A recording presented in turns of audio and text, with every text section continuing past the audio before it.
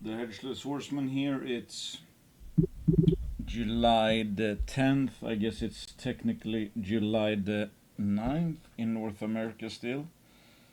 2025. First of all, thanks to the sponsors. Look at markets.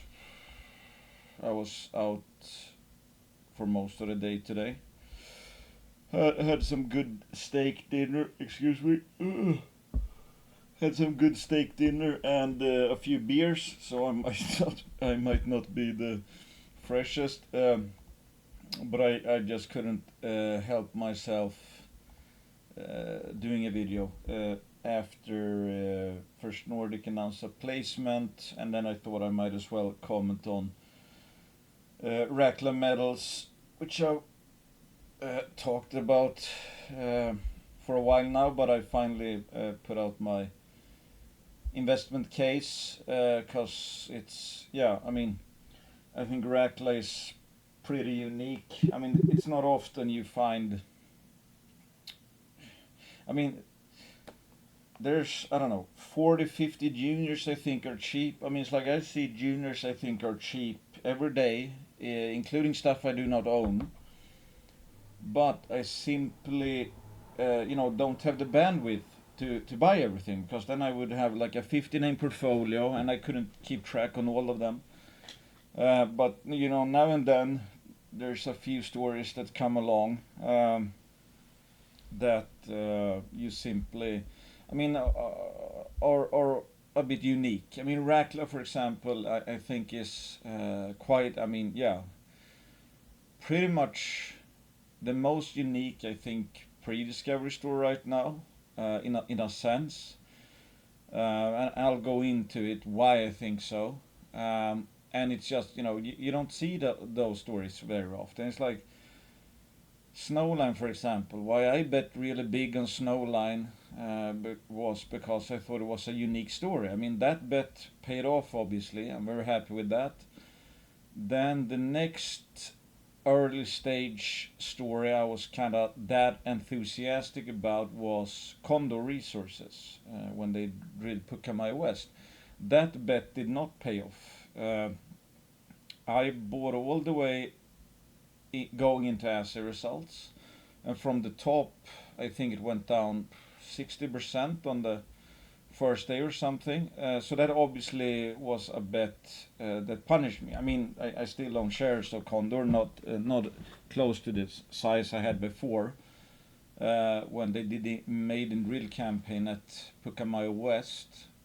But I'm in Condor and I participated in the latest placement because obviously I think there's still potential. So who knows? I mean, you never know with some juniors, as long as the stories are not killed, etc. Stuff can turn around, and I mean, yeah, I've seen stories be left for dead basically, and then they make a discovery or something happens, and you could go from minus 70, 80%, and all of a sudden a few years later the stock is up several 100%. So I'm not counting it out, but I mean I did take a lot of paper profits losses and made them into permanent losses in a sense, because if Condor, for example, gets back to what was it, 50, 60 cents, I don't have nearly as many shares as I did going into the Pucamay West drill results, so I won't make my money back easily in Condor. Anyway, so I'm just trying to, I guess, show that, I mean, it's not often you find the opportunity for very large bulk type deposits that could theoretically be drilled out very quick. We know that in Snowline, for example. I mean, it took like 30 holes, and you kind of already saw that, well, this is at least going to be 5 million ounces. I thought it was going to be 10. It's at 8 or 9 right now, and I have no doubt it's going to reach 10 million ounces either. That bet paid off. Condor did not. Obviously, the thing with high risk, high reward bets is that Snowline went up multiples, and Condor went down, let's say I mean, I think it bottomed out at maybe minus 70, 75 or something. But first day minus 60% or something. So obviously, if you have a success case that you let ride and you make multiples, I mean, you can afford quite a few similar sized positions that get cut in half or even go down 100%, for example. Anyway, yeah, so Rackla Metals title was a shot at another valley type, reduced intrusion related gold system discovery. Not too fancy. I mean, obviously it's a bit promotional title, but that's also how I look at it. And I didn't, you know, I wasn't shameless enough to put Snowline in the headline at least, because I don't. I mean, I really like Snowline story. I don't want to, you know, cast, not that I would cast shade on Snowline, but yeah, so I stuck with just the valley. Anyway, I mean, you can read the article yourselves. I think I'm very happy how it came out. I would have preferred to have it put out earlier, because it takes some time to write these articles, to have a red thread, and for it to make sense basically. And when I was almost finished writing it, for example, and to be fair, I mean, I wished I really took a good look at Rackla earlier. I mean, it's like when I go through the news releases in hindsight, it's like, how didn't I put this together earlier? But I wasn't really paying attention, to be honest. So I mean, I've already seen whatever some guy in the forum relatively shortly after I put it out. I think he was aiming his comments towards me and some other people. It's like, oh, the pumpers are out there trying to flip their shares that they bought much lower, for example. So like, I don't have any. What do I? I might have like 2,000 shares at 10 cents or something, but like the bulk of my buying in Rackla has been like the last couple of weeks. And I actually added today, I added yesterday, I think almost added every day since, let's say, a week or something. I think I bought it at 54 cents today. Um, after my, I think, when did I put out the article? Might have been Monday, maybe. Well, anyway, because in my opinion, it's like, well, first of all, I prefer to buy some shares after I put out an article, typically, especially if I mean, I have no problem having a bigger position in Rackla, but again, liquidity wise, because I have so much tied up already in First Nordic that I don't want to sell, for example, in my liquid portfolios. So it's not easy to get a big position. Anyway, yeah. So to sum up, what makes Rackla so interesting is that I get another shot at another value type discovery, like what Snowline Gold produced a few years back, and it. Snowline made their discovery from relatively blind drilling under a soil anomaly. It took some time to find the high-grade guts of the system at depth. What sets Rackla's bite target apart from Snowline's value system is that it outcrops in a big way. There's in fact a 550 meter, now we know it's like 850 meter stretch of high gold in talus values at the base of a 400-mile high mountain face, which appears to be mineralized all the way to the top. Again, I'm not going to go through the whole case, but I'm just going to go through stuff. That's, I guess, I mean, obviously relates to Rackla, is somewhat unique, but also maybe to give a sense how I look at high risk, high reward cases. And it's like, I mean, there's plenty of pre-discovery plays out there that would like to find something, but as you know me nowadays, I mean, there's not too many pre-discovery plays that I'm willing to have more than a percent in, for example, because proven success is selling for so cheap. Like the Integras, the Magnas, the obviously First Nordic, I'm trying, Amex, let's say BlackRock Silver and stuff like that. Whereas like they already have something, it's probably or for sure of value, and they're undervalued relative to what they might have or what they probably are gonna have and what they potentially could have. So it's like if I can take low risk, medium to high reward bets, obviously I want the bulk of my portfolio to be in that. But sometimes, even in this kind of environment, where I think again the junior sector is still dirt cheap, especially the gold juniors. But obviously, if you're a pre-discovery play, you don't actually have any gold, so it might be very cheap and a really great bet on paper. Uh, but it's not a when situation; it's an if situation. So my threshold for really liking pre-discovery plays, especially pre-discovery plays, right now the hurdle, the threshold is very very high.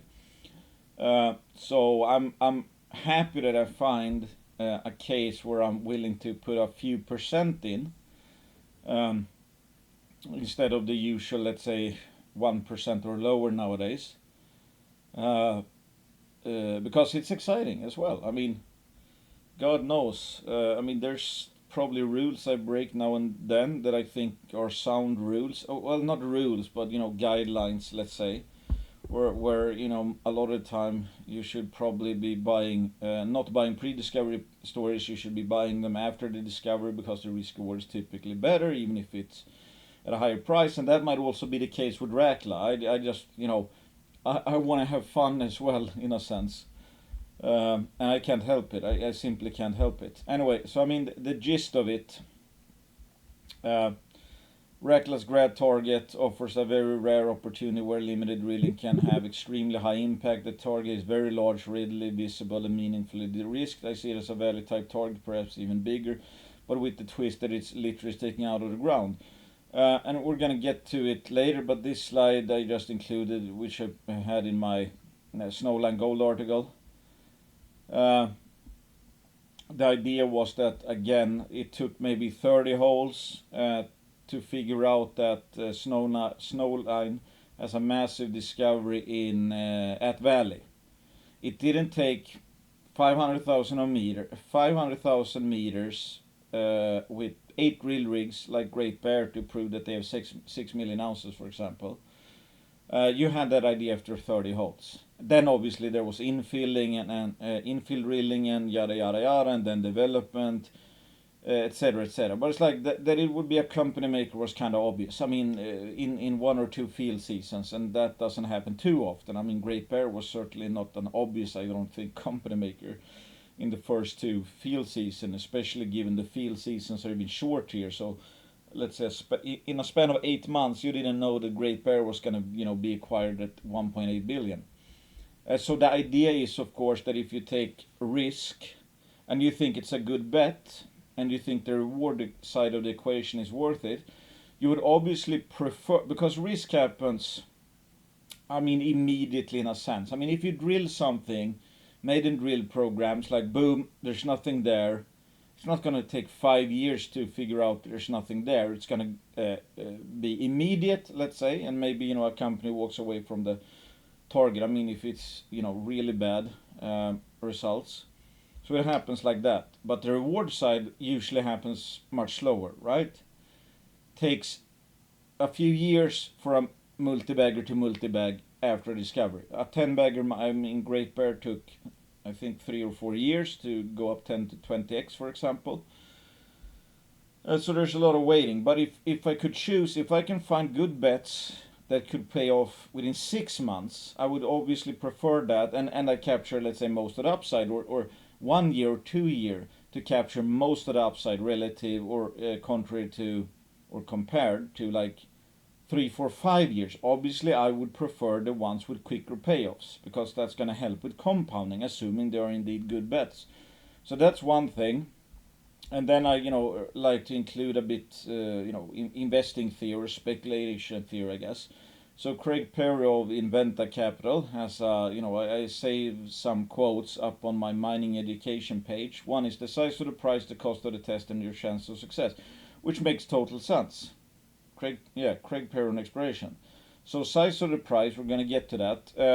The size of the price, and again, it's not a guarantee that it's absolutely there. It's just that the theoretical size of the price right now, what the blue scale, what the how big the price could be. Well, it's absolutely enormous. I mean, it is. It is not that it's for sure is an enormous price to be found, but as far as we know now, the blue sky scenario, the blue sky potential is very, very large, more than most juniors, more than, I don't know, 98% of juniors, in my opinion. Cost of the test, I think after just this field season, if things go well, with work, um, they plan to do around 4,000 meters of drilling, channel trench sampling, and that could be enough to kind of prove or infer, like in the case of Snowline did after 30 holes, that it might be literally a company making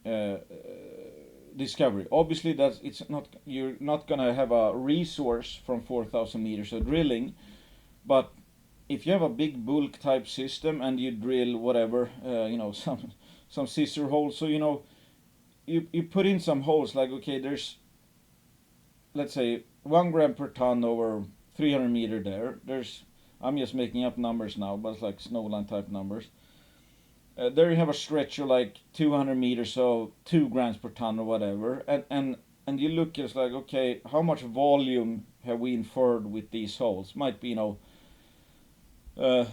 tens or hundreds of millions of tons actually. So then you have a pretty good idea. I mean, if the goal is there and there and there, whatever, pick three.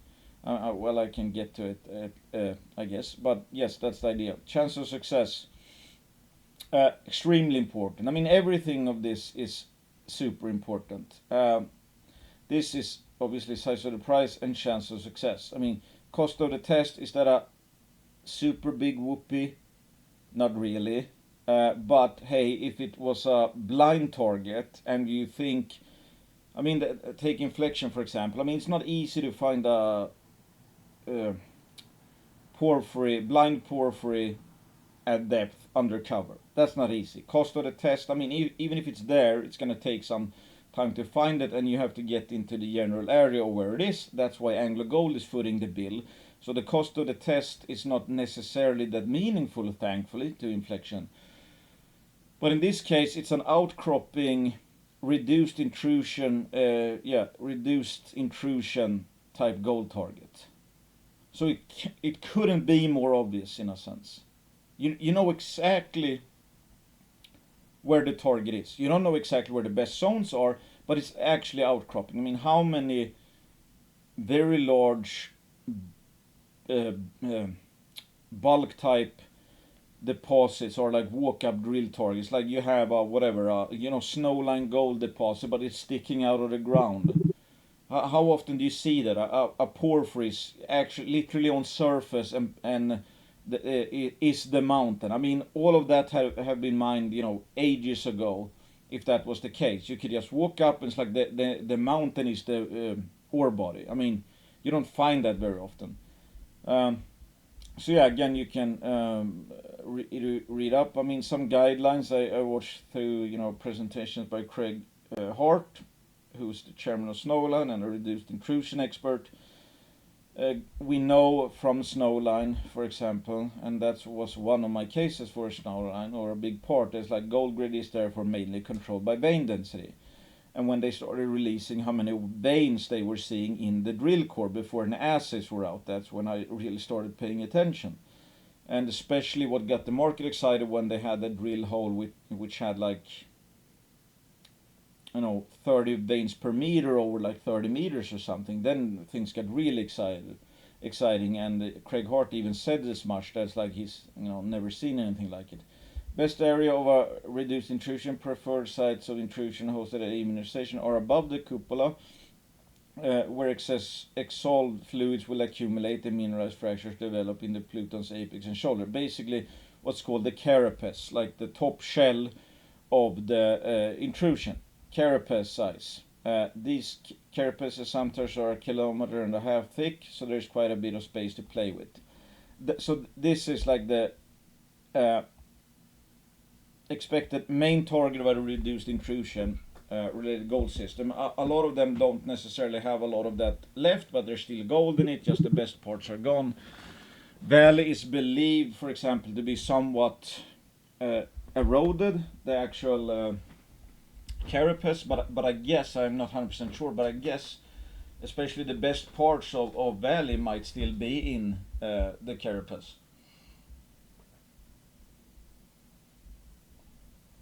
Yeah, so what to look out for, how many veins, trenching, size of the price. So here it becomes interesting. I got this from a news release. It might actually be wrong. That it's actually, I mean, you can almost see here. I think it's more like 3 times 2 or something kilometers actually. So I should probably change that.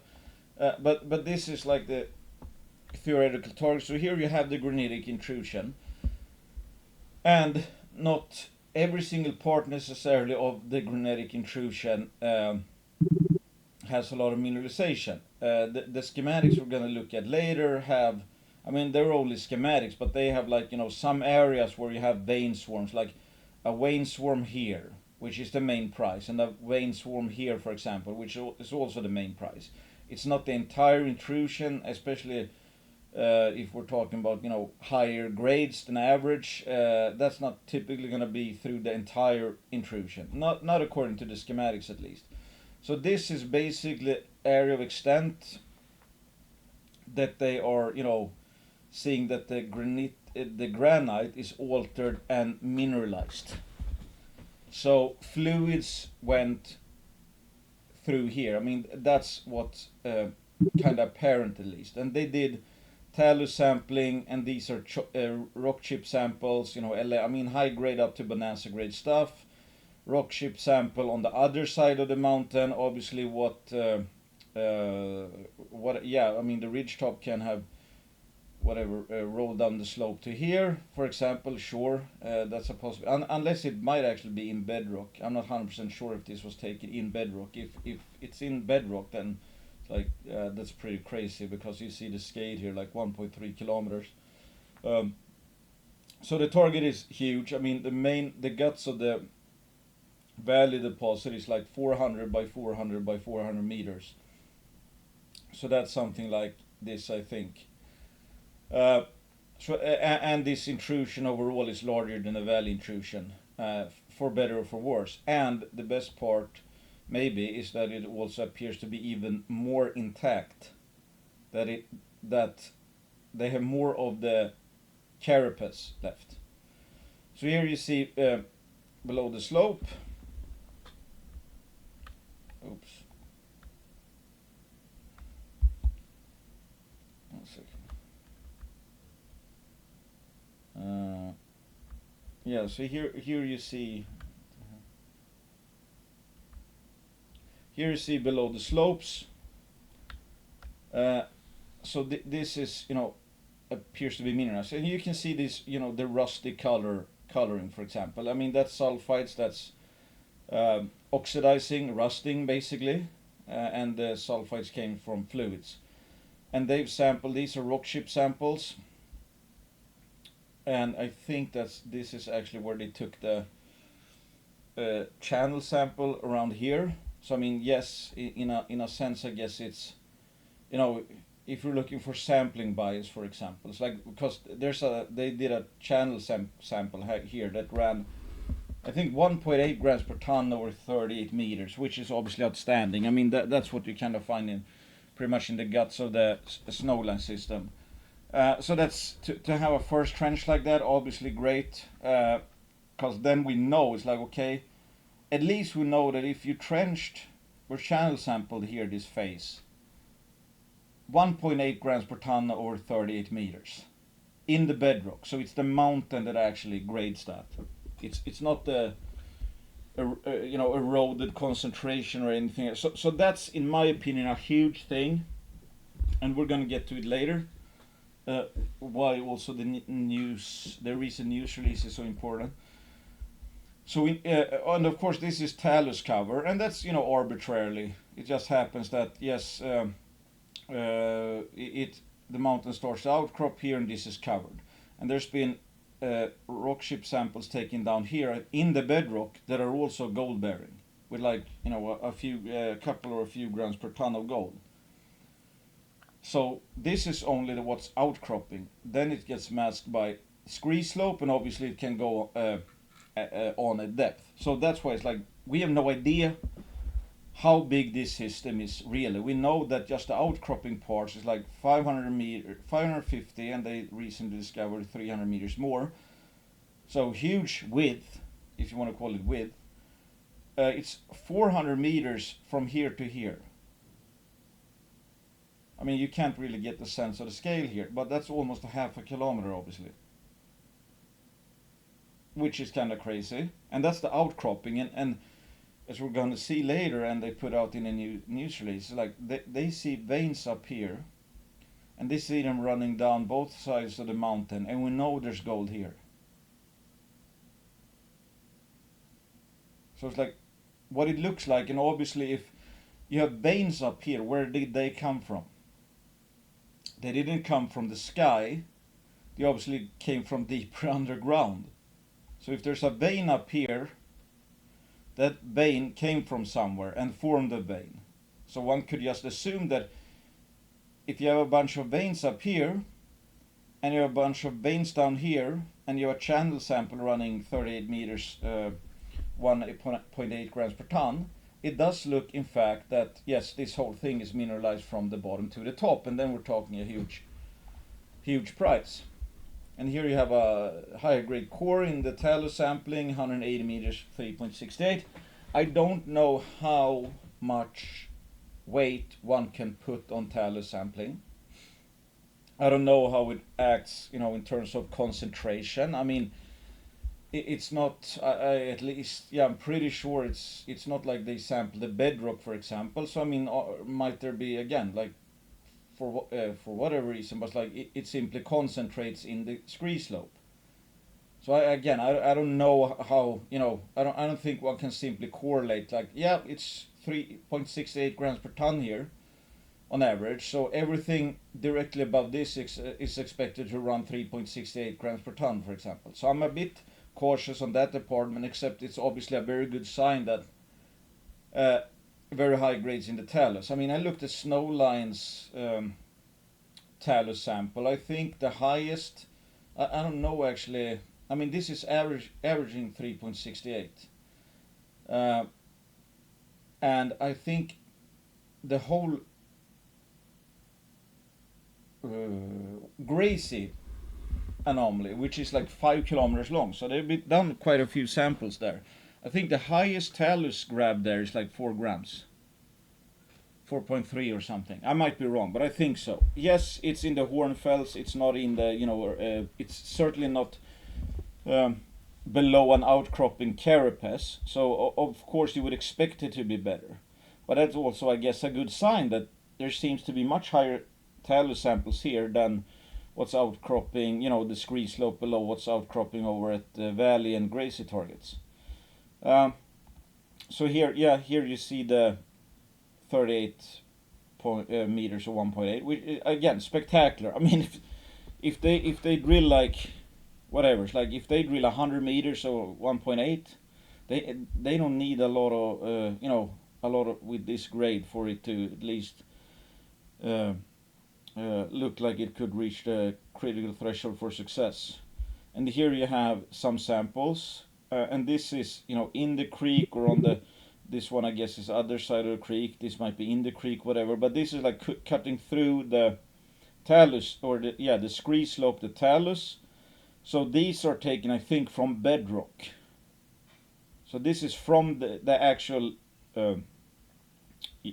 rock, the granite. I don't know what distance this is, but like if there's gold in the bedrock here, there's 3.38 meters or 1.8 grams per ton in the bedrock here, and they're finding veins up here, and as we're gonna see in some place at least, they found a lot of veins. Why shouldn't, I mean, the potential obviously is from here to here and maybe lower, because this is again just arbitrarily where it's outcropping. I don't know what the total distance is here, but yeah, um, yeah, it's again hard to tell. But just this thing here, it's the same with Goliath. You know, when they were able to channel sample and rock chip sample the shorebed zone, which was outcropping, kind of actually like this. I mean, if you remember the shorebed zone, it kind of wraps around the mountain. I mean, that's just a vein, but still. So imagine this is the vein at shorebed, and they sample it all the way along. So it's like, yes, it's pre-discovery because it's pre pre-discovery with drilling play. But if you see the target, you sample the target, it comes up to surface. It's like, yeah, it's not drilling, but obviously you're seeing the ore body. So I think that's kind of the case here. It's just that this is just, I mean, insanely huge and more readily visible. Yeah, 400 meters. I've gone through that. Yeah, the size of it, and here they say from the recent news release, mapping to date has extended occurrence of sheeted veins for an additional 300 meters. To the best of the original discovery, multiple vein sets have been identified. And vein sets, you want vein arrays, as Craig Hart calls them. It's like a bunch of parallel veins cutting to intrusion through this area. Sheeted vein sets are quartz and quartz tourmaline with bismuth sulfide minerals observed in both.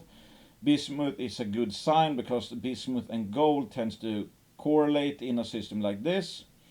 I think tellurite correlates even better, but it's like if you see bismuth, that's a good sign because there should be gold around. And I think that's, if I understand correctly, that they extended a 550 meters, so it's like they've extended it out here maybe, and they're seeing veins in the actual bedrock. I mean, I wouldn't say this is probably not the worst area they've tested for, or took a picture of. Is there extreme veining here? I wouldn't. I mean, it doesn't look like it's extreme veining. I mean, it's obviously hard to tell because it's weathered bedrock. But here's something, maybe some crisscrossing veins. So what's the vein density here? I don't know. Maybe 3, 4 per meter, 5. I'm just guessing here. So I mean, would I expect the grades to be super high here? No, not necessarily. And what Craig Hart said in his presentation is like you typically see 3, 4, 5 veins per meter that creates 1 gram per ton. And I've seen other quotes, I think also by him, where he says it's more like 5 to 10 or something to create 1 gram per ton. So I'm not 100% sure. Obviously, I don't think there is a strict rule book. But let's say if you're at 5 at least, that's a good sign. So it could simply also be that, hey, maybe this grades, I don't know, 0.4. I'm totally making up numbers here, but let's say, not to be hyperbolic, it's like maybe 0.4, 0.5. In that case, I mean, the cutoff grade for Snowlands Valley deposit is 0.3, and this would be part of there's not even, I mean, if this whole thing is mineralized, even with low grades, but a lot of it is like economic grades. I mean, there's no strip ratio. It's part of the actual, part of the actual mountain. So the cutoff grade might be even lower. I mean, Fort Knox, I think, is down to a cutoff grade of like 0.1 or 0.2 or something. Yeah, so it's like that's one thing with this case that's kind of unique and has stuff going for it. That the strip ratio of this thing, if it is there and is mineralized, it might be like start off at 0. Obviously, that's going to help a lot with the payback because you're not going to needing to move a lot of spend whatever 6 months to just clear away all the worthless rock to get to the actual ore. You would be or perhaps immediately. Here you see more the geological model. You have the intrusion coming up from maybe a big batholith, as it's called, and this is like one finger, one udder, as I guess Quinton would like to say. And here you have this the cupola of the intrusion, and then you have the carapace. And this one hopes that this is brittle, so it can shatter and create a lot of whatever veins. Basically, that it can fracture and let a bunch of veins go through, and then you have these vein arrays. A bunch of veins just running in the same direction, basically, and same here with the shoulder. So these vein arrays in the carapace are the absolute, far as we know, the juiciest targets of a reduced intrusion related gold system. And that's obviously not too easy to find, because these form, I think, this part is at 5 kilometers depth when it's formed, something like that. Way below the ground. So you have to erode it down for kilometers, and then you can't erode it too much, and not preferably too little either. So it's just going to be eroded to the exact, perfect level that it's exposed today. And this is what they think the grad intrusion looks like. They think that it's literally the carapace, the juiciest part of these systems, that's literally outcropping, forming the mountain that could have, if mineralized, a strip ratio of like 0. You could literally not ask for a better situation. Because if it's like in Valley's case, it's still underground. And yes, even though it's like the high grade zone starts at surface, so technically, I guess there's pretty much no strip ratio almost. But it soon is going to become some strip ratio. Here it's like, I don't know how much you could mine before you have any serious strip ratio. So that's a unique thing with this target, thanks to it being uplifted. It's outcropping, it's not subcropping. Yeah, so here is the model. This is from Snowline Gold. So here you can see it's eroded. Almost pretty much to the perfect spot. Grace is believed to be a bit deeper, so it's not actually exposed. But in Valley's case, maybe. Let's say I think.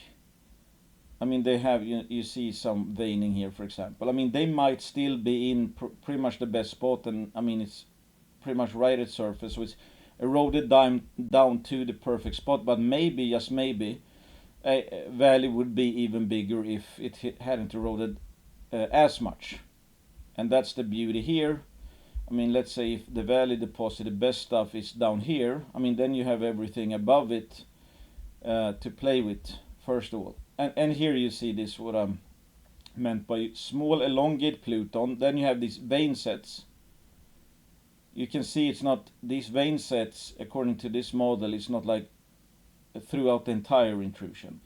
I guess there might be veins throughout the entire intrusion, but where you have these like high density veins, let's say, might be the apex and the shoulder. And it's typically, you can see that it's getting stacked in this direction, for example, and they go like this, and it's kind of crossing the narrower part, the elongated pluton, so it's kind of crossing over the shorter distance.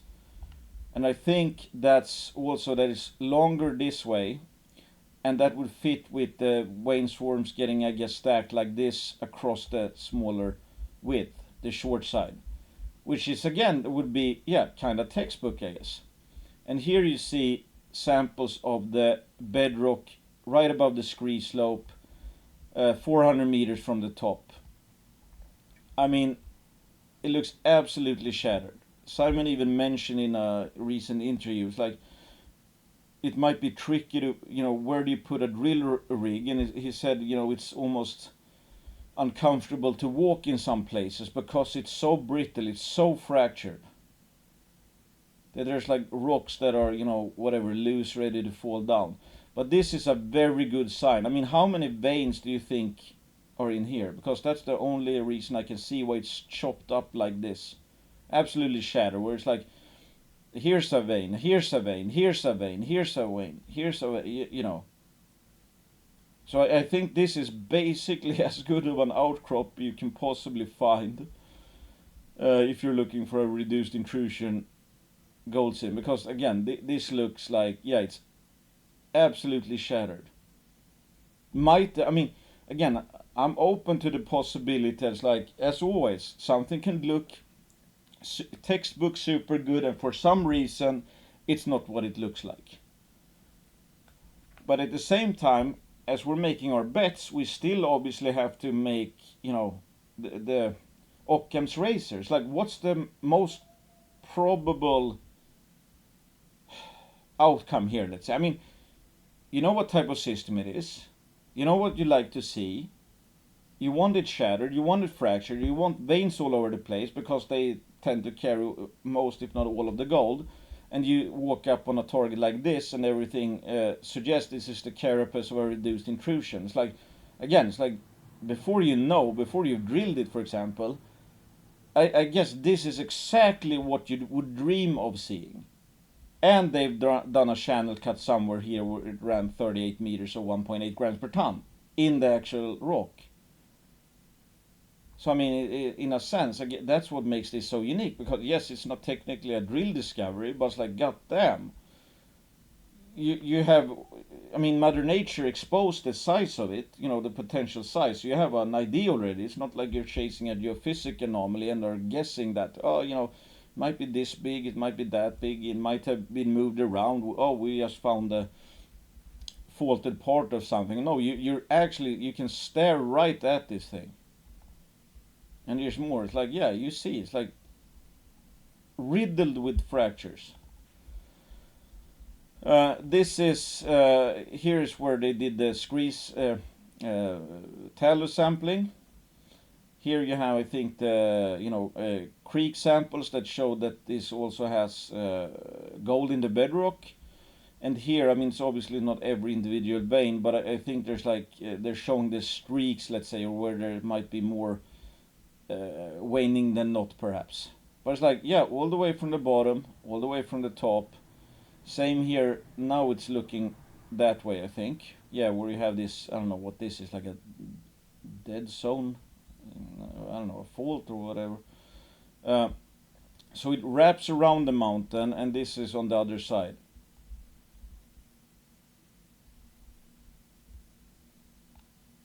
And yeah, this is just from the first as well. So it's like, I don't remember exactly what the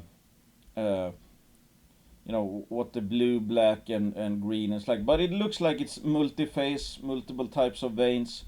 Obviously, you can see some kind, vein sets in a sense. It's like, yeah, shit ton of veins here, green ones, shit ton of red ones, blue scattered a bit here and there, or green veins look like a vein ray as well, or a vein swarm. So I think this is, yeah, I don't know what much more you can ask for. Here we go to get to the juicy parts. So here you have bedrock vein sample. I think this is below the screed slope. I mean, when you see the scale here, it doesn't look like much, but this might at least be like 100 meters more. And it's like the tonnage of just 100 meters. If you do 100 meters, 100 meters, 100 meters, that's quite a bit of tonnage just there, which might be the bonus. But it's like, if this is obviously a crosscut, and they're somewhat guessing. I mean, theoretically, I guess the intrusion could be like, well, I don't know how you explain how, I mean, I guess got to be some.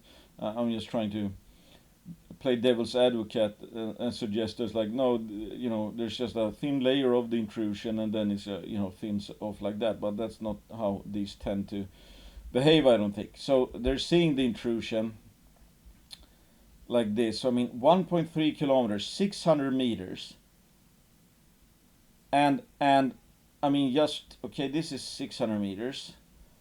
So that's down here, 600 meters. So like 1.3 times 600 meters potential, and who knows how far down it goes?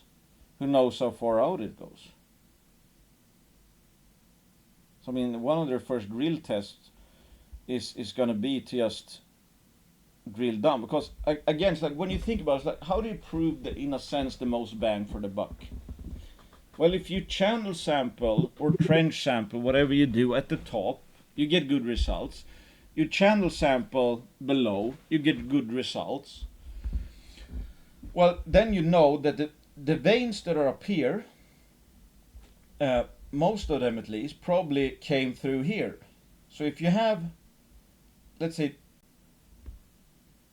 pretty much the same veins. I mean, not necessarily. I guess it doesn't have to be the same veins. I mean, if something fluid came here and shattered and spread out here, and these are spread from some other shattering point. But it's like, yeah, okay, Occam's razor again. It's like, okay, pretty much the same veins, vein types are here, and they're up here, and they obviously probably travel from whatever lower down to higher up. So if you get good economic trench results down here, economic trench results up here, then you have like 400 by 400 proof of concept already. And then we're talking a huge volume, because then you can assume that it's okay, probably going to go at least like that and back here. And then it's like, yeah, not even maybe 400. Then it would be like, whatever, 600 by 400 divided by, let's say 2, because it's would be make a rectangle.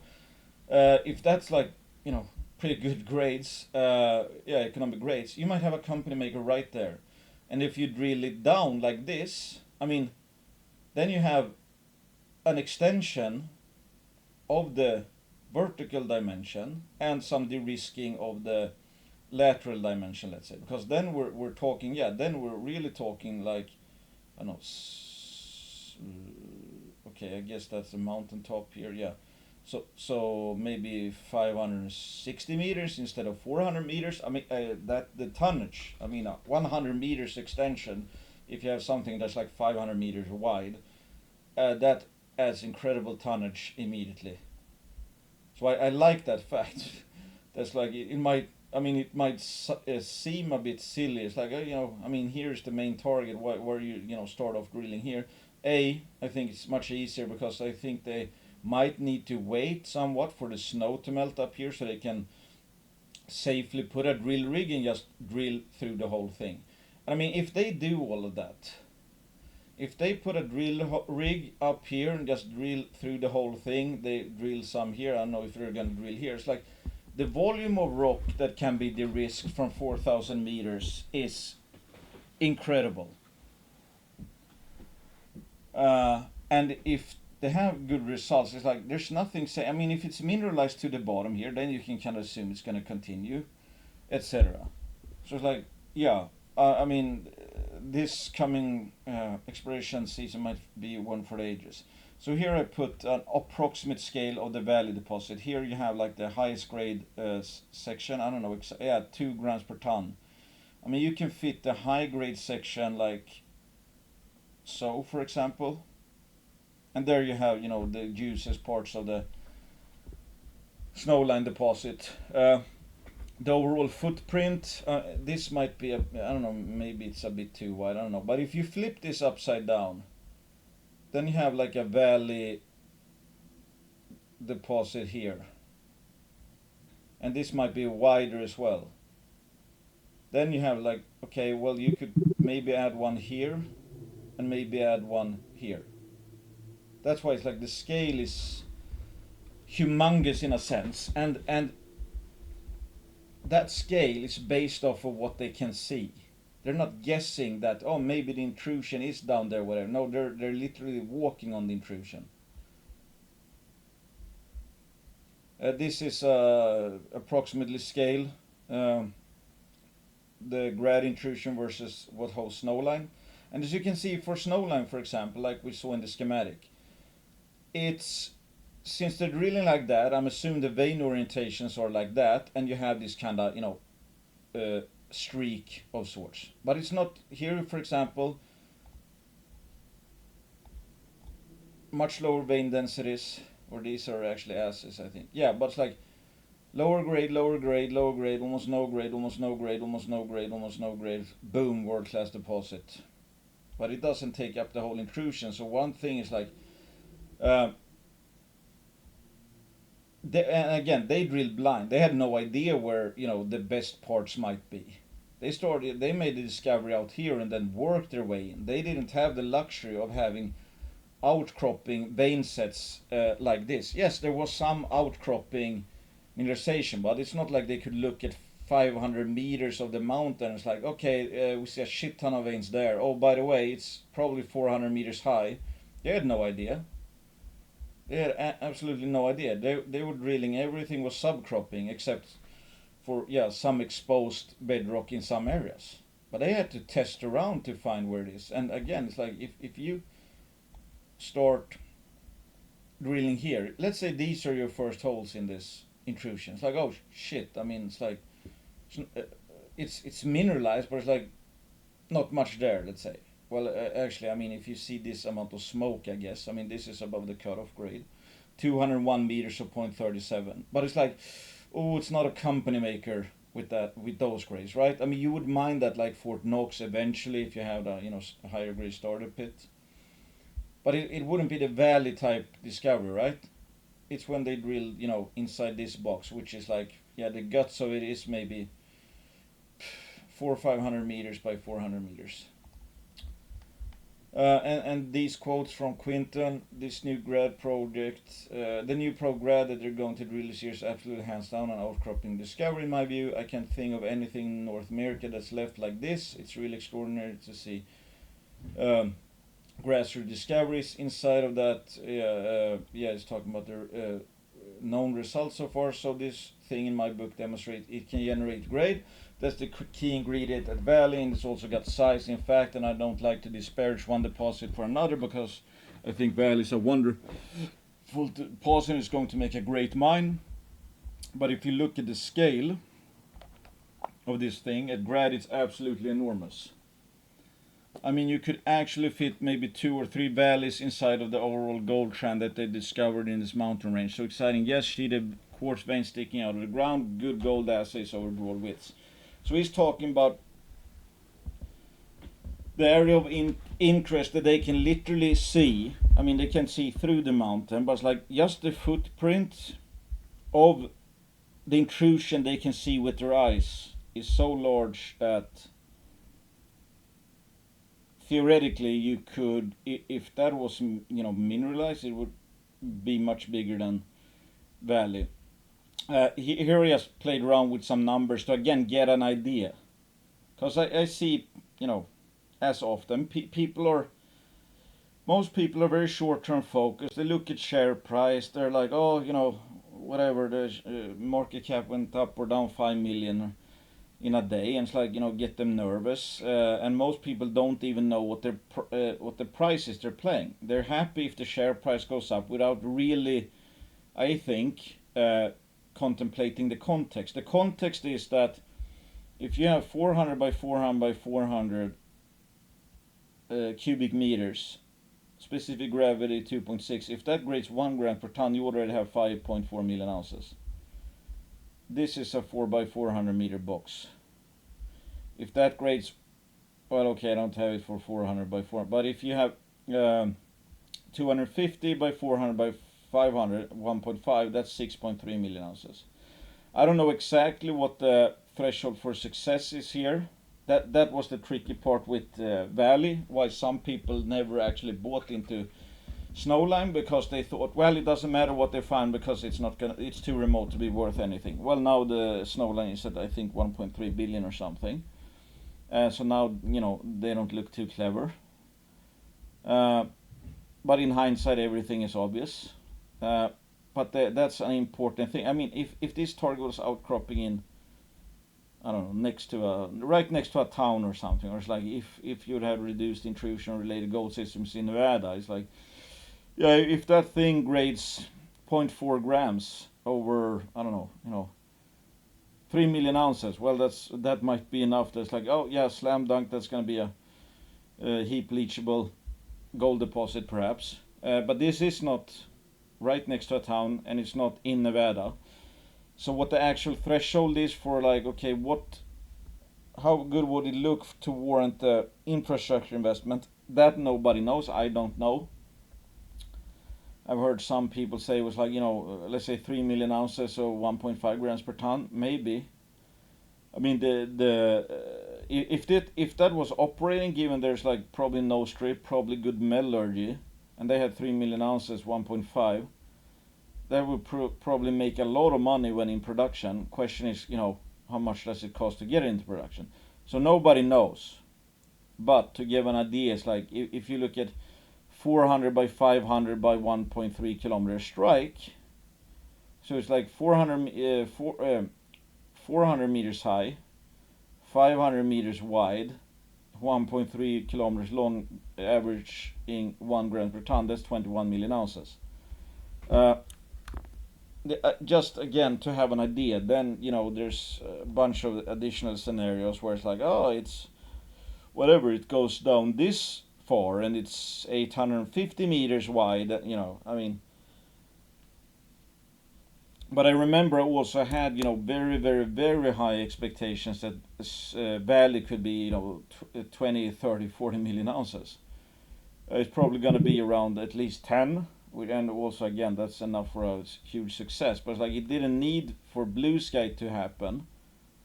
This whole thing didn't need to be mineralized. But this is, yeah, the potential footprint here is huge, obviously, which is a good thing, because that's what we're looking for. It's like, I don't know what the chances are they're gonna find something of economic value, but I know if they find it, the range of going from economic to what the blue sky is. I mean, I couldn't put numbers on it. Nobody has an idea, and there might be, for some reason, there might be nothing there. Looks good, textbook, good grades in trench sample, good grades in talus sampling, bunch of veins all over the place, and for some reason, it doesn't hold together. That's a possibility. Yeah, anyway. Other footprints of Tintina projects, Fort Knox, huge. 12 million ounces, 8 million ounces at Rogue. I think it's 9 now, I'm not 100% sure. Donlin, absolute behemoth, obviously. 40 million ounces, 2.24. And yeah, I mean, as I note here, I mean, this is like 500 meters deep, 500 meters, but have gone beyond that, as we're seeing here, for example. I mean, it's like when they initially did the pit, I don't think that, you don't do a pit that's gonna encapsulate all of that, maybe. But when you're down and gold price is higher, it's like, yeah, you can afford to push back and, mine some 0.2, 0.3 gram per ton stuff. But here you also see that it's very streaky. I think the red is 0.45 to 1.5 grams per ton. That's not a huge, and there's a lot of low grade stuff in between. And the idea also, I would like to point out, again, is like, if there's limits to how deep your pit can go, obviously.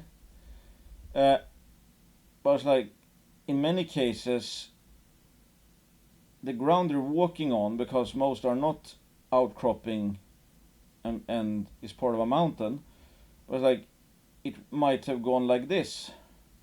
So yeah, you're gonna, you have a pit, but there's limits to it. But like, imagine this case where you could potentially, it's like everything above here, and that's a shit ton of tonnage if it's mineralized, and it's a shit ton of tonnage regardless. Just to get, have a whatever planar surface and then start to, have a pit or whatever. That's pretty incredible, in a sense. I mean, if this wasn't here, yeah, you might be able to do a pit like that or something. But now you can mine this with very low strip before you even start to think about having a pit. That's pretty incredible. So again, it's like, not only is the size of this thing impressive, or the potential size of it, but there's also the possibility of, if for some reason a lot of this ended up being economically mineralized, the tonnage would be, the tonnage that you could mine could be also enormous.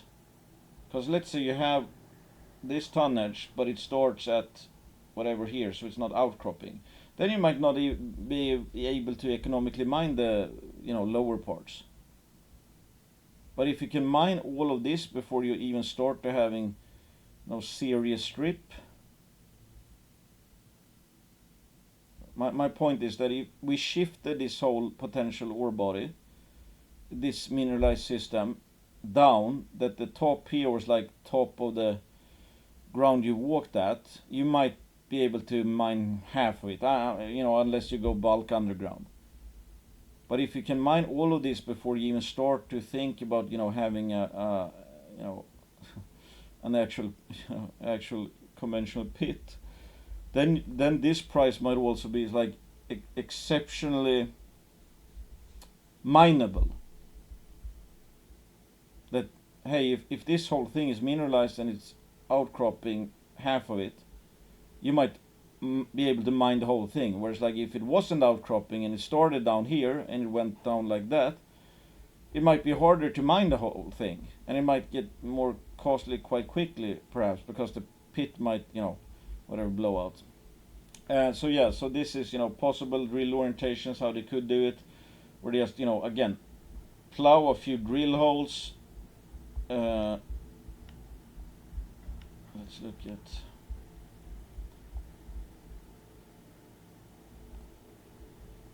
Yeah, maybe it wasn't best actually for that. Well, I mean, you park some drill rigs here, and it's like that on the side. In the central parts, like go like that, and then go like that. Sorry, it's a sweeper.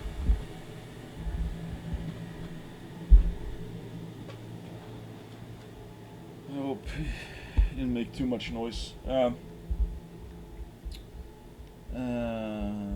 see here. Yeah, so again, it's like the theoretical.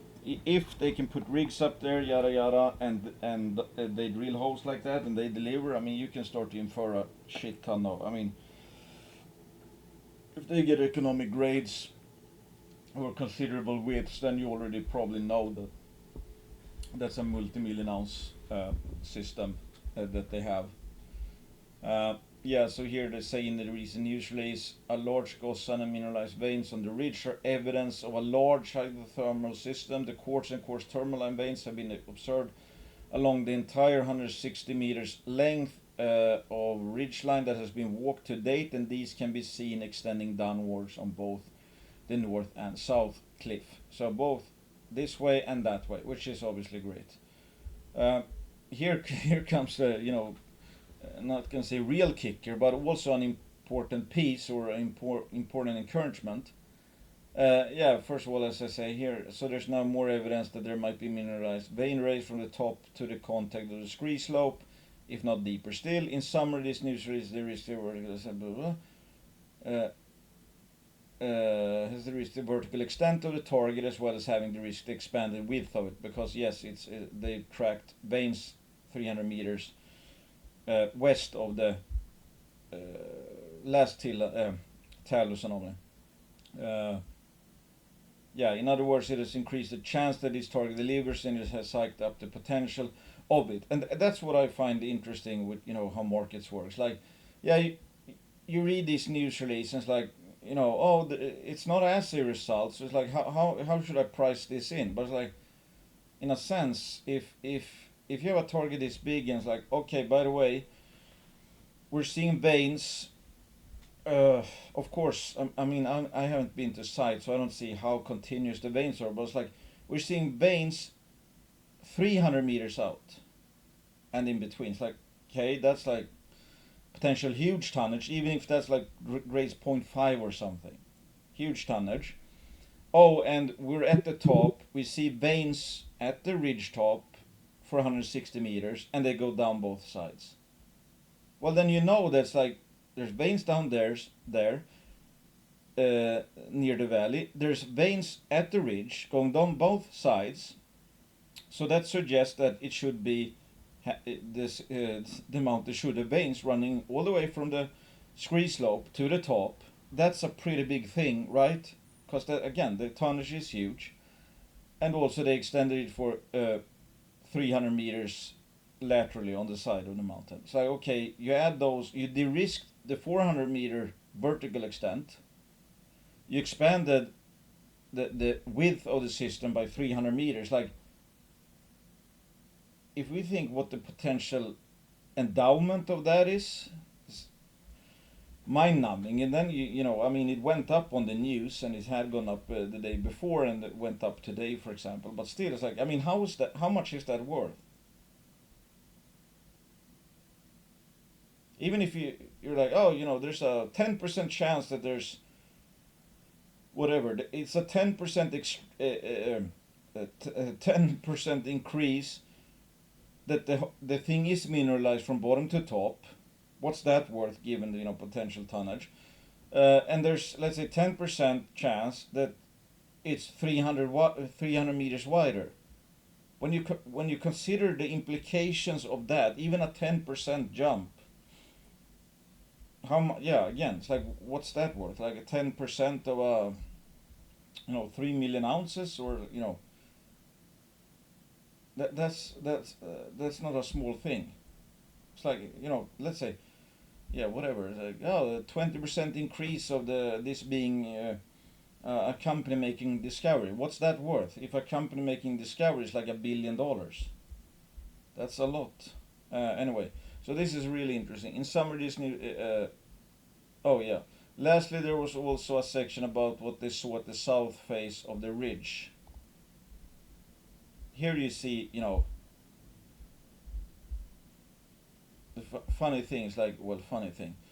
I mean, I guess here's a vein. It's like, I don't know if this is, somewhat limited in a sense or not, because here something might be happening, but it looks like it's kind of shattered as well. And here you see it, I mean, continues down at least. So maybe that's, yeah, I mean, I guess they marked it in a sense that here you have a whatever, a vein array channel, for example. I mean, this is obviously not 200 meters wide, so that's one thing, but close-up of sheeted veins in outcrop on the ridge top, over 50 veins per meter, averaging 1.5 centimeters. Over 50 veins per meter. When I listen to, do I have? No, I think I posted it in the channel, in the forum CEO, that Craig Hart, when he during his talk, and he's looking at probably the most impressive, or one of the most impressive core shots or core boxes for 1 second, for Snowline, with like, I don't know, veins all over the place. And he made a comment like, there's super high vein density at the Valley deposit. You can see veins per meter, from 10, 15, I think it says like 10, 15, 20, sometimes even 30. And they're finding outcropping part where there's 50 veins per meter. So that's, as we know, typically is what controls grade. Amount of veins. Density of veins. And there's, different takes. I guess Craig Hart once said that,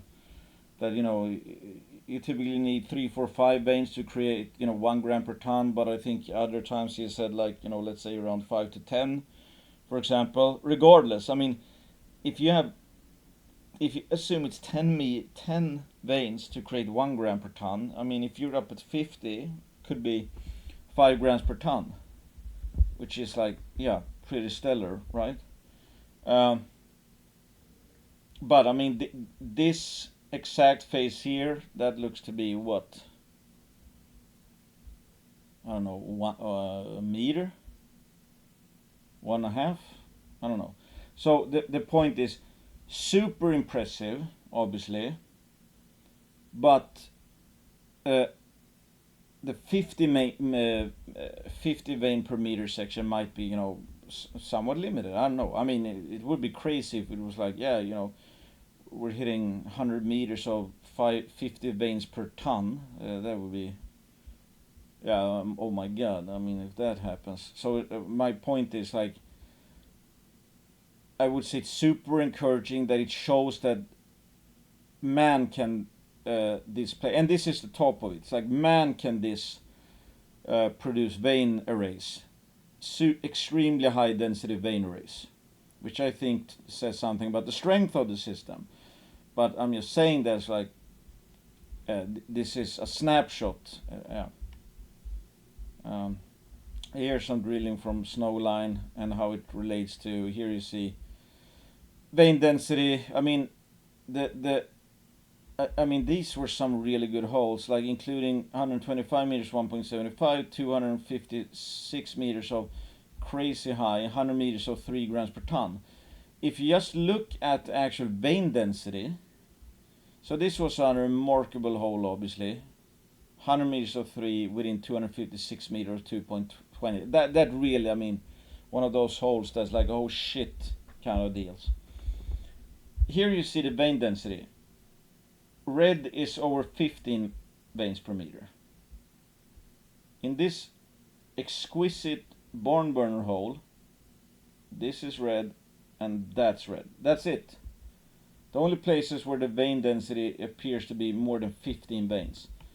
And here they have 50. But still, yeah. Okay, so I don't know if they even reach 50 in this hole, but it's like, okay, yeah, it might be outcropping. It's like, oh, nice, 50 meters. It might still be just a smidge, but it still might be that, yeah, 5 to 10 holes, and overall it's like, yeah, 5 to 10 veins. And 5 to 10 veins is enough to have, I mean, an average over this whole thing of, yeah, I mean, insane grade. And here, like, I mean, sub 5 hotter parts, but still here it's like, yeah, not red mostly. I mean, this one here behind is like red only, almost all the way through. It doesn't seem to have, where's that 39, and this only well, it had thicker red at least, but it's like yeah, I mean, insane grade here, this portion here, but this was the only red portion. So I guess my point is, if you see, it's like, okay, you have 50 veins there. If you look at the high density veins, like, yeah, they're still surrounded by quite a bit of high density, not 50 but high, and it grades like crazy. And here you have, you know, some here and there where you have 50, and still that's like a whopper of a hole as well. Here you have, yeah, 338 meters, so, and that would be this one, I guess. Yeah, so like spots of red here, a bit red, a bit red, including, yeah, 120 meters of 4 grams per ton. Crazy stuff. I mean, that's the hope. That's the hope. Obviously, I would think that if you see even a portion that's like 50 veins per meter, I mean, if nothing else happens, like, I would expect there to be more veins as well. So yeah, I mean, it's kind of hard not to get enthusiastic. Anyway, here just me talking about what the meaning of the last news release. Sheet veins in outcrop on the ridge, top over 50 meters, blah blah blah. Yeah, so de-risked 160 meters here, seeing veins, 50 meter veins per meter. Mapping to data extended occurrence. So I think they extended this by like 300 meters. So who knows? Maybe, you know, maybe it's not, you know, super mineralized, but hey, I mean, if you get 0.4, 0.5 maybe over whatever here. Again, you never know. It might add a few million ounces if we're lucky. And then I just go through the factors, like Tom Garrigan. He's a founder of B2 Gold Corp and recently retired after serving as senior vice president exploration of B2 Gold since 2007. So that's a long, I mean, a founder of B2 Gold, $6 billion company. BP exploration for almost 20 years. On board company like B2 Gold. And with that said, recently retired. Who's invested in Snowline, which is the only so far major mining company or I guess you call them mid-tier, I'm not sure, um, invested in Snowline. It's B2 Gold. B2 Gold is looking pretty smart right now, owning whatever it is, 10% of Snowline. Do you think? I'm assuming this guy, since it's recently retired, I'm assuming he was Senior Vice President, Exploration of B2 Gold when B2 Gold invested in Snowline. Do you think this guy, who is again head of exploration, had something to do with B2 Gold taking a big position relatively early in Snowline Gold? Yeah, I would think so. And he's on board. He came on board as a director. I think it was in April or something. So it's only 3 months ago. Obviously, after he got in after Grad became the flagship target. Does he necessarily know that? Is this a guarantee that it's going to be a new Snowline? No, but it's sure good looking. Another thing is that one of the most avid buyers of stock, and one of the absolutely, I think he might be the largest shareholder of Rackla, this person here, Alejandro Gubbins Cox. Well, it turns out that this is Snowline Gold's insider filings. 16 million shares of Snowline. Here it says acquisition. So maybe 25 million in shares exercised or have, what would that be, like have 16 million warrants or whatever. So let's say 40, I don't know if that's true, but at least 25 million in stock. Let's say up to 40 million shares of Snowline Gold. This might be the largest shareholders. No, not the largest, that's probably, but it's like humongous shareholder in Snowline Gold. If this person has exposure up to 40 million shares of Snowline Gold, 40 times 8, what's that, 32? $320 million exposure in a sense. This appears to be the mother of Alejandro, who's in probably the biggest shareholder of Rackla. So it's like, and it's apparently like the family, I guess, headed by the father, owns Alpayana, which is a multi-mine Peruvian private miner, I think. And then you obviously have Crescat with Quinton. So basically, you have B2 Gold, the senior vice president of exploration of B2 Gold, who probably was directly involved with B2 Gold taking a stake in Snowline Gold when they started making had made the Snow Valley discovery. And obviously the shares are up a lot, so that they were relatively early to see what they thought, how good they thought it would be. Okay, they're looking smart. They made probably 100 million or whatever. You got that guy probably directly involved coming on the board of Rackla in April. You have a family member of one of the largest shareholders of Snowline Gold, being probably the largest shareholder, and bought quite a bit of shares in the open market. On top of getting into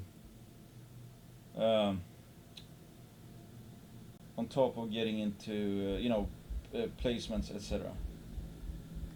Yeah, and here I just shows like reference Snowline had a market cap, so we're basically where Snowline was, and they had actually drilled a few holes back then, the 120 meters or 1 gram per ton and stuff. But again, they kind of had an idea how big they thought the intrusion was, but they did not have. They had assay results, 1 grammers over good widths, 125 meters. So in a sense, I mean, if you compare both stories, well, gold price is obviously much higher today, but still, okay. Which was the most risky? It's like, what's the fair value for Rackla? I don't know. But do I feel that it's expensive? Well, I bought today, for example. So obviously I don't. And by the way, what's kind of interesting is that again, Thomas, again, senior vice president exploration for B2 Gold, he bought today as well at 54 cents. Not a huge. I'm assuming this guy has options and all that, so maybe he's one of those who's more interested about, how should I put it? I mean, obviously, again, I think he has options and whatever, and he might simply be a guy that he's more interested in the discovery than actual money, for example. But anyway, it's like, okay, if senior ex senior vice president exploration of B2 Gold is probably directly involved in Snowline's stake in B2 Gold's taking stake in Snowline. If he's buying at 54 cents, is that suggesting that it's probably run too much, it's probably overvalued relative to what they're seeing, for example? Obviously not, right? And it's like, okay, why would you? I'm thinking like, signal value, etc., etc. But I mean, it's pretty. I mean, I would say he's probably not blowing out his bank balance with this buy, but at same time, like, they have the money, they have $10 million, so there's no need to, like, add fuel to the fire, speculative fire. Because the stock has been doing very well. So I can only take it. It's like, no, I mean, I guess I think that no, he simply thinks that this is cheap. Because again, I don't see a placement coming anytime soon. So if he wants to add exposure, because he might think that, hey, I mean, before the next placement, this might have revalued a lot. Yeah, then I guess you buy it 54 cents. So obviously he doesn't think the share price is overvalued. Let's put it like this. Put it like that. Yeah, later on 405 million when they had more hits. So that's, and this is mostly to show that. I mean, just because you have a 10 million ounce deposit or mine in a big reduced intrusion system, that does not mean that everything, it's just going to be full of gold, every hole is going to hit great. I mean, here you have the red parts are 1 gram per ton plus, basically. So if you drill here, not much 1 gram per ton, drill here, not much, drill anywhere here, not long intervals of 1 gram per ton, drill all the way here, not long, pretty much anywhere here, not super high probability of getting 1 gram per ton. Drill out here is like, this one is above 0.45. So I mean, here is, I mean, the blue is 0.45, the red is 1 gram per ton. And this is a, what is it, 13 million ounce gold deposit that's been making money for Kinross for I don't know how long.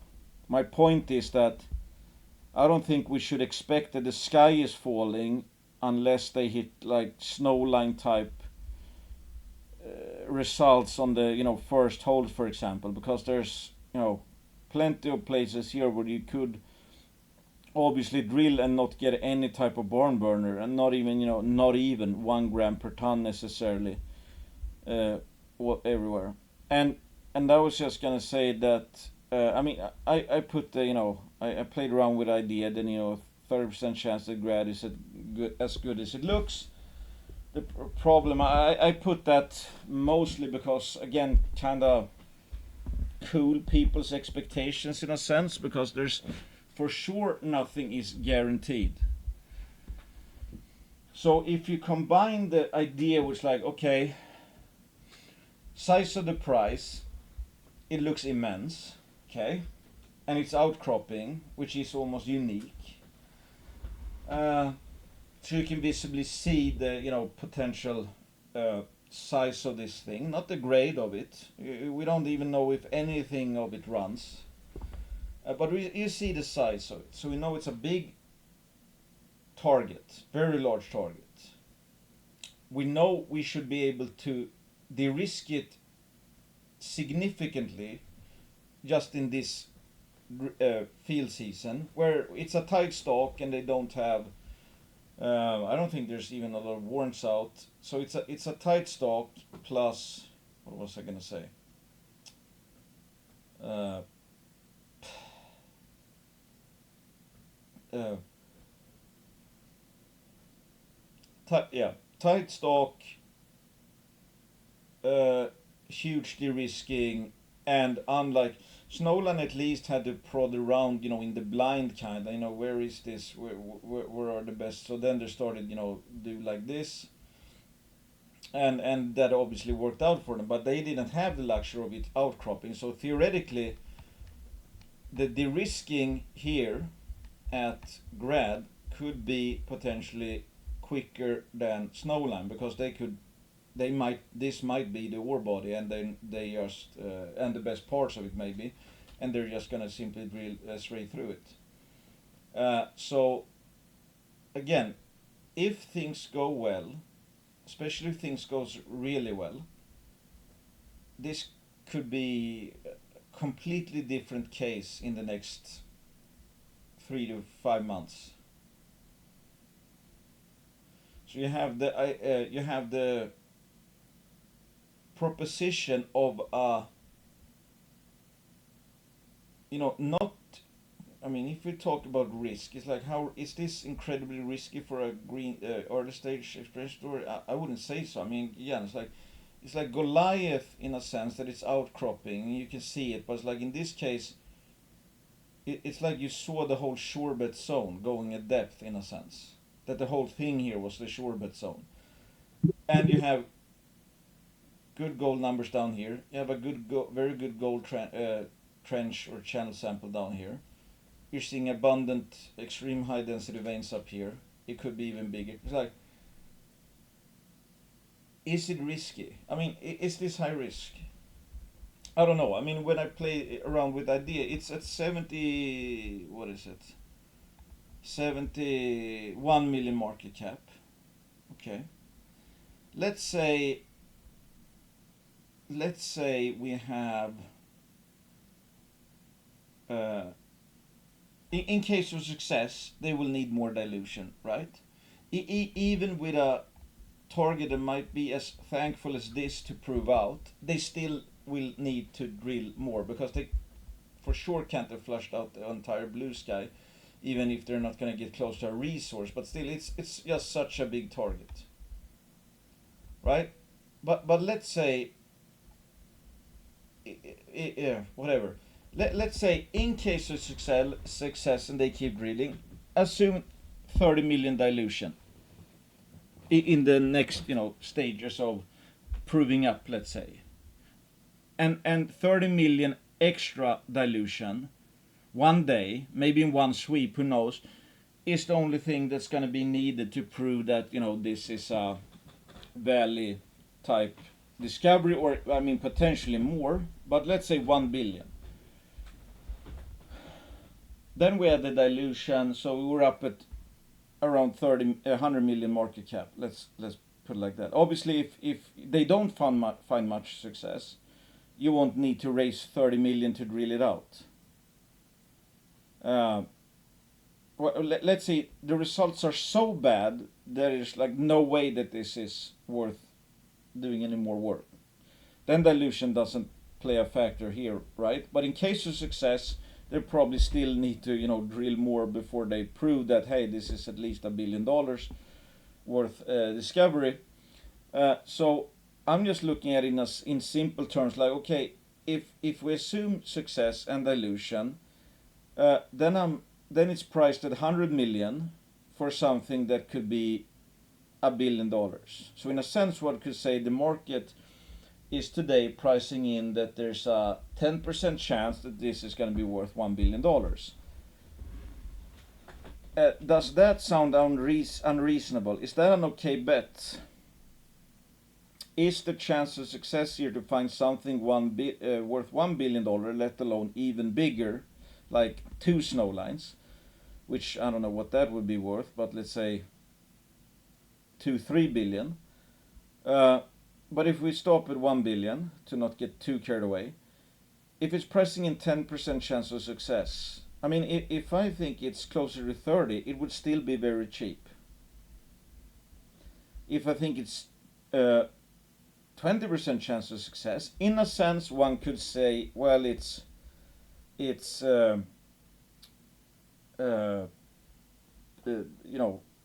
half what it should be priced at. So it should be, let's say, 100% higher. The thing is, of course, with compounding, risk of loss is quite, I mean, margin of safety and all that, from a compound perspective, rule number 1, don't lose money, rule number 2, don't lose money. So it's not as easy as that, whereas like probable success is worth much more than potential success. But then if we look at the context, like, it's probably not 10% chance of success based on everything we know. So imagine it's like 30-40% chance of success. And in case chance of success happens, it's not going to be 30-40% chance of getting a double. Now I'm talking like $1 billion. That's the success. So then it's like, okay, 30-40% chance of 10 bagging, including dilution. 900% profit if you ride the entire position all the way to 1 billion. Okay, that sounds pretty good. And then in the case it doesn't work out, so there's like a 60-70% chance of failure. If they fail, this is going to probably minus 60%. I mean, if we're like, then I think they have to like totally fail, that it's not gonna.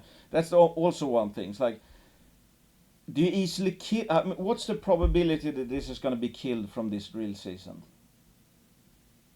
I would think minus 60% is probably needed if it's like, well, there's no way this becomes anything.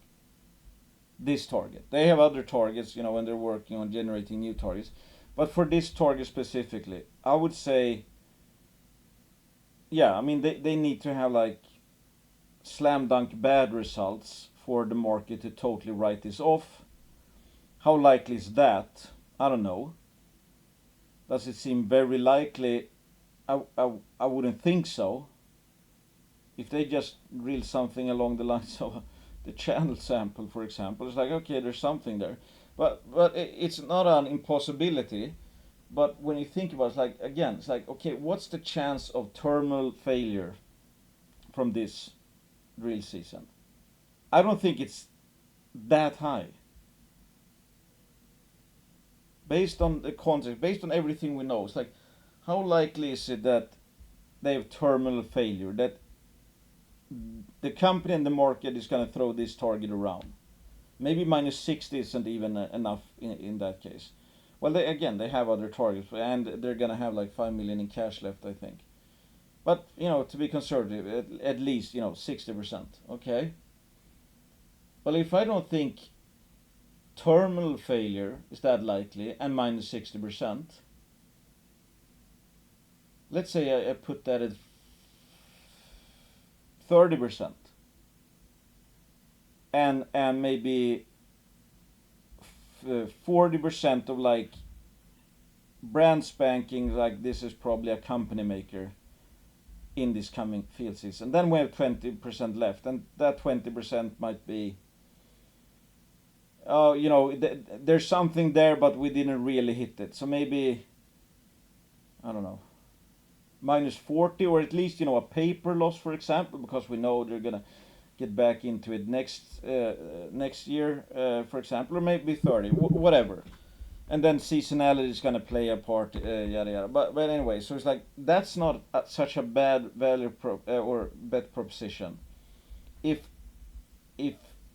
we think those are somewhat reasonable, it's like 30% chance of 30, or let's say 40% chance of terminal failure from this drill season, 40% chance of, oh my god, this is another valley type discovery, or bigger, and 20% chance of like mediocre success, like yeah, more work's gotta be needed. So how risky is that?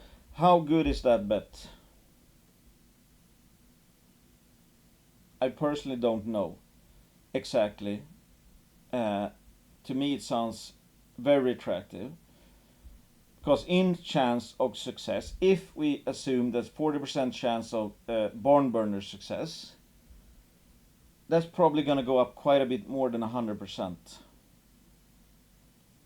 And if we're talking playing out the success, and it is indeed a valley type discovery, then we're talking like $1 billion down the road. So that is a 10x. No, more than a 10x at 71 million. Oh, and include dilution. Yeah, excuse me. So yeah, 10x, 100 to a billion. That sounds like a pretty goddamn good bet, especially if, or accounting for the fact that, well, in case of success, the 10 bagger is probably not going to take 5 years. It might take this season and the next season potentially. I'm not saying that's a guarantee, but potentially, depending on, of course, the results and etc.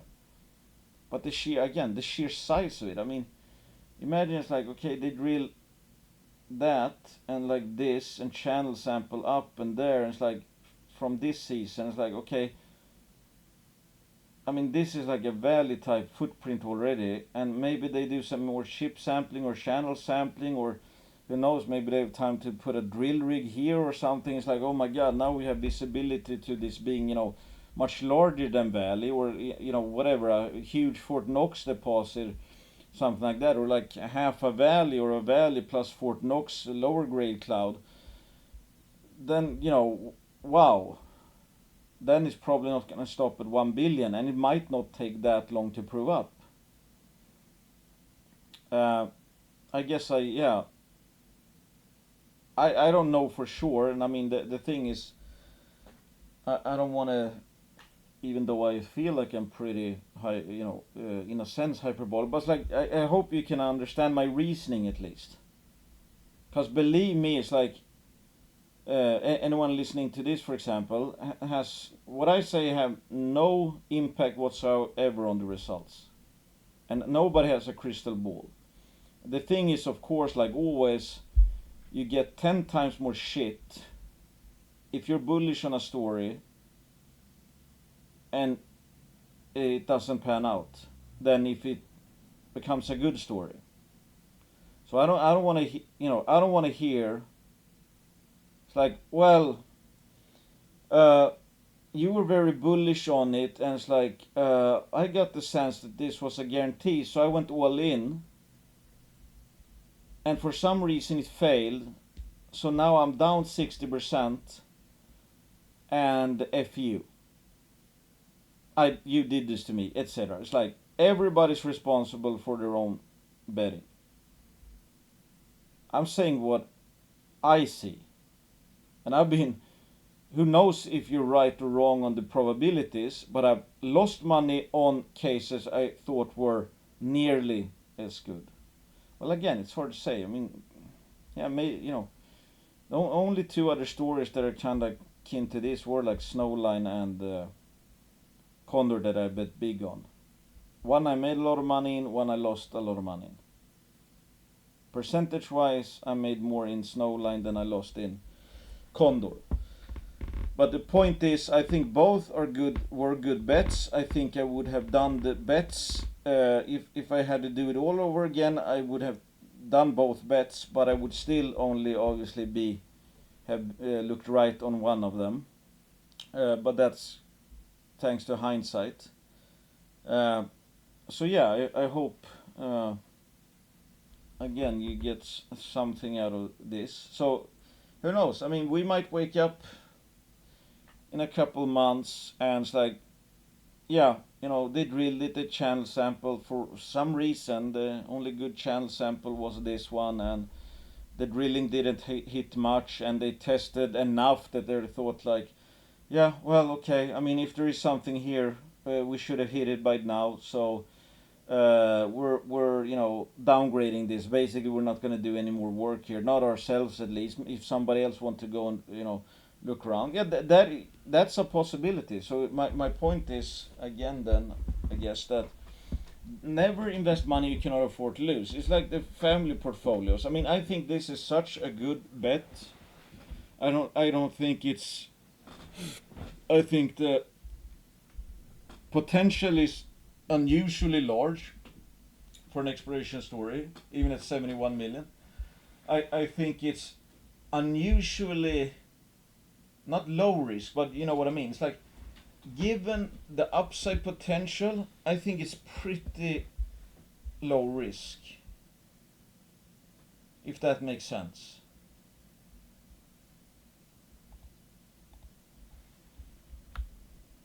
There's like the context, the veining, the samples, all that. I which shows the enormity of the price, but also de-risks the price. So for a pre-discovery play, I would say that they have this thing outcropping and they see veins and all that and they get good grades and all that. Uh, I think this is remarkably low risk for a high risk reward story, and I think the blue sky is remarkably high. That combination, and combine that with the potentially unusually quick revaluation, de-risking, if what we hope is there is there. That combination is just almost unique. I don't know probably a single other story exactly like that right now. And there's other early stage or pre-discovery plays I like. It's like Finnex, for example. In my opinion, also one of those. It's a pre-discovery drill target, but they have done trenches. Looks really good. Looks like there's something there, but you don't have the. It looks like it could be big because there's a long gold trend, but you don't have the whole thing kind of outcropping, and you can look at it and just don't know the grades. Um, so yeah, I mean, this just has so many angles to it, things going for it that yeah, I guess I don't know what to say more than that. But I still don't know how it's gonna play out. So the position I've taken in the what's gonna be really hard as always is actually being comfortable enough to ride it in a sense. I mean, every 10 bagger story is like look at snowline charts. Like I don't know how many 30 to 50% corrections it had up to 16 bags or something. Um, So I mean, there's probably already people taking profits now, for example, especially if they bought in at lower prices, of course. And it's like, hey, I mean, if I was in at whatever 10 cents, I would probably take some money off the table, depending on how big the position is. So my current playbook for the hodl portfolios, for example, is that uh, I've actually taken a few percent of the portfolio into Rackla. Uh, I think now it's the highest weighted pre-drill discovery story in the portfolio. Uh, yeah, I think it's got to be. It's either that or inflection, I guess. But uh, a few percent. So the idea behind that is okay. Let's say we get terminal failure. Let's say you have 5%, which is I would say remarkably high for a high risk a pre drill discovery story. I don't think many should have that size, but okay, let's say you have 5%. If it's terminal failure, you're gonna lose, and you can whatever get out at like minus 60%. So you're gonna get a minus 3% hit in the portfolio. That's not gonna be great, but it's obviously not terminal for the portfolio. A 3% hit of the overall portfolio. If this ends up working out, and theoretically you would let it ride, I mean, that's going to be super hard. Imagine the pressure if you have a pretty big position. It works out. You're up 100%. The position is super bloated. Usually, like a lot of people, you tend to take profits. Like, I mean, for reasons that, hey, you're up on it, so then you can take profits. B, because the position has gotten much larger. But like theoretically, if you would ride it then to a 10xer, it goes to 10. It goes to 1 billion. Account for 30 million dilution. Uh, well, that's 900%. So that would 10x. A 5% position would be a 50% position of the portfolio. So that's a 45% boost to the entire portfolio. If you rode it to, let's say, quote, blue sky 1 billion, it might take 2 years, but let's say you do that. So I kind of like those bets, where it's like you want the blue sky to be high enough that it pays for the risk profile. And I prefer not to, again, that's why I don't want anybody it's like betting the entire farm and it's like, whoa, okay, this is my chance to get rich quick. Because I mean, there is a chance that this is going to be an absolute nothing burger. And how are you going to feel if you bet the farm when there's a lot of cheap juniors out there and you're like, oh my god, I blew away 50% of, you know, a huge position. Even if it's a good bet, even if because in hindsight it doesn't count, even if it's a good bet, and I think it is a good bet, you don't want to be in the position even if it is a good bet where it's like, oh, I blew half my portfolio away or something. But the beauty being in that case, if you have whatever a few percent, again I'm just making up a number here, let's say 5%, you lose, it goes down 60%. You get a 3% hit to the portfolio. If this is turns out to be as good as it looks or even better, then in whatever amount of time needed, let's say 2 years, you might be up. You might be up. Theoretically, if you could ride it, you'd have a 45% boost. That's like easily a year's worth of total portfolio returns. I mean, 45% in a year is like absurd. 2 years, super great, and that's only from that position. Oh, excuse me. So yeah, theoretically, let's say don't. In my opinion, I don't like betting enough that it could kind of kill me, especially if it's. This does not have any margin of safety, unlike whatever other juniors. Yeah. So I mean, I have a I have a much larger position in First Nordic, for example, an obvious one, because it is my largest publicly traded position. Simply because I think there's no way it's not undervalued. Rackla has no margin of safety, no deposit yet. So here everything is risk versus reward. They don't have a bird in the hand. So it's simply, I think, an unusually good, quote, high risk bet. Yeah, I've talked long enough now, Jesus. Thanks for listening, guys. Consider me biased, consider me very biased. Obviously, I want this to work out. And also, it's like, I can't predict what's going to happen in the stock. The thing is, I don't know how I'm going to react either, because let's say Rackla pops 100% higher without any additional news.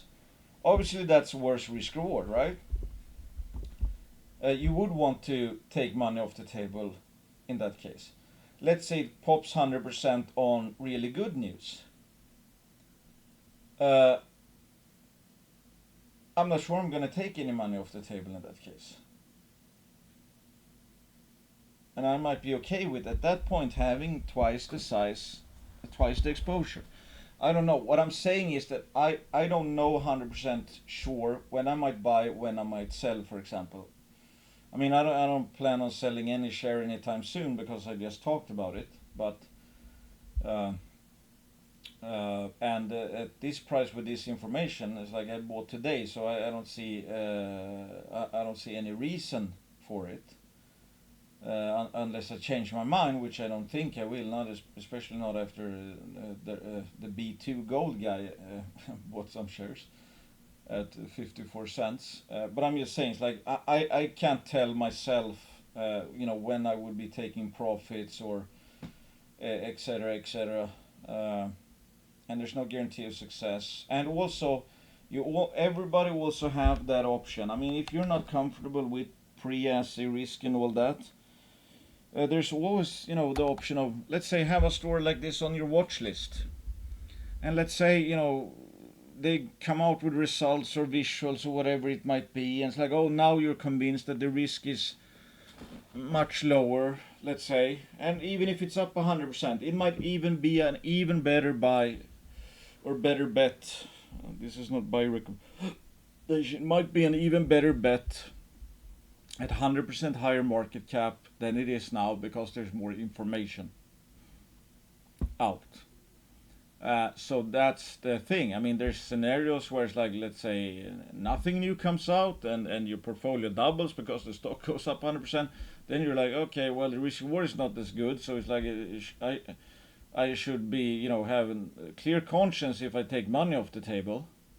But then you also have the scenario where position is double, but it's based on good news, like encouraging news, de-risking news, if not as a result. And it's like, whoa, I mean, now it's looks pretty. Now it looks like quite likely that it's gonna turn out to be another Valley type situation, and the stock is at $200 million or something. Maybe it's like, oh shit, my position is larger, but I maybe should not take profit. My point is, I can't even tell when I might be buying or selling and at what price. It depends on what news we get and what the price does and all that. Right now, I mean, and again, like always, I mean, when people ask me, what's a good buy now, for example, like I don't know. It's like I don't know what your position is. I mean, if you had like 50% in Rackla, well, you should probably be selling. If I were you, I would, because that's just way too much. Unless I had, I don't know, $5,000 or $10,000 portfolio, and it's like, I mean, I'm not gonna say you're forced to take, riskier bets, but yeah, then it's a totally different thing, right? Um, but if you have like 1,000 shares of Rackla and you have $100,000 portfolio, it's like, if if that was my situation now, then I would be buying. But if I had almost too much, then I would be selling. So that's the hard part. Like when people's like, oh, what should I do? It's like I have no idea. I don't know your risk profile. I don't know your current position, anything like that. So it's impossible to answer for anybody else, and it's even impossible for me because I don't exactly know how I'm gonna react to different price levels and what the news is gonna be and how I'm gonna feel at that point and yada yada. It's like theoretically one day you might want to take some money off the table. The next day you might want to add. I'm just I'm just saying, it's like I'm not sitting with all the answers, especially when it comes to selling. Consider me biased again. Rackla come on as a passive banner sponsor as well. They haven't paid me to put up, write this article. They haven't paid me to talk about them now. And you absolutely don't need to buy Rackla. I just think it's. I hope to come back one day, like in Snowline, and be like, yeah, I was there, in the early days, let's say, and I enjoy this. I enjoy the theory crafting. I enjoy the theory crafting, like what makes a good bet. I mean, pre-discovery stories are a dime a dozen. Like, why might this be, in my opinion, the best story out of whatever it is, hundreds of cases. I might be wrong on that, of course, as well. Uh, but yeah, I enjoy it. Not buying recommendation, and if you don't see a case, if you have no idea why you would invest, absolutely don't invest. I don't know if I'm gonna make money or lose money in Rackla. There's no guarantees. Don't invest the money you cannot afford to lose. Consider me biased. Assume I might buy or sell shares at any point in time. So it's like if you think, I'm looking for exit liquidity, let's say, then don't buy. Yeah. So yeah, thanks for listening. Bye bye.